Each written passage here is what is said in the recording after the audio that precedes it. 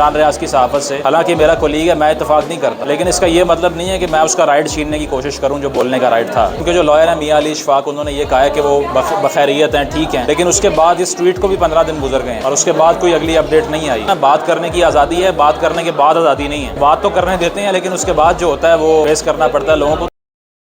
آج جو ہے وہ 26 دن ہو گئے ہیں، گمشدہ ہیں، کہاں پر ہیں نہ کوئی بتانے کو تیار ہے، عدالتیں بے بس نظر آ رہی ہیں۔ کیا سمجھتے ہیں کہ جو صحافیوں کے ساتھ جو طرز عمل رکھا جا رہا ہے انہیں بھی سیاسی ورکرز یا سیاسی رہنماؤں کی طرح ٹریٹ کیا جا رہا ہے، کیا کہتے ہیں؟ لیکن سیاسی رہنماؤں کو بھی ایسے ٹریٹ نہیں کرنا چاہیے، تو وہ تو دور کی بات ہے کہ وہ صحافی ہیں، حالانکہ ان کے جو لائر ہیں میاں علی اشفاق، انہوں نے یہ کہا ہے کہ وہ بخیریت ہیں، ٹھیک ہیں، لیکن اس کے بعد اس ٹویٹ کو بھی 15 دن گزر گئے ہیں اور اس کے بعد کوئی اگلی اپڈیٹ نہیں آئی۔ تو آبویسلی انٹرنیشنل آرگنائزیشن بھی پریشر ڈال رہی ہیں پاکستان کے اوپر کہ یہ کیا ہو کیا رہا ہے ایکچولی، تو اس کو کلیریفائی کرنا چاہیے۔ یہ صرف نیشنل نہیں، انٹرنیشنل شیم ہے،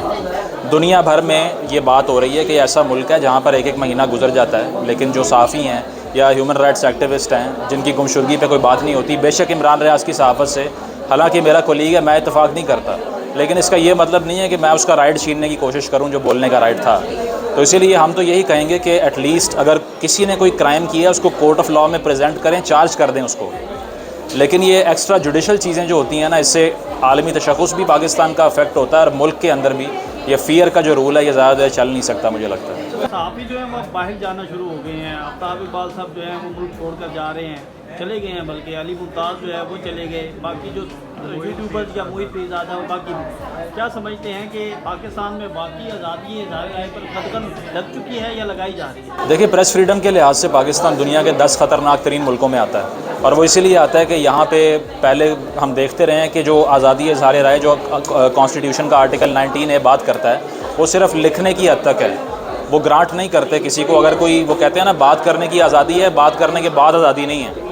تو بات تو کرنے دیتے ہیں لیکن اس کے بعد جو ہوتا ہے وہ فیس کرنا پڑتا ہے لوگوں کو۔ تو یہ جو آج کل 9 مئی کے واقعات میں بہت سے صحافیوں کو بھی نرگے میں لیا ہے اسٹیٹ نے، اور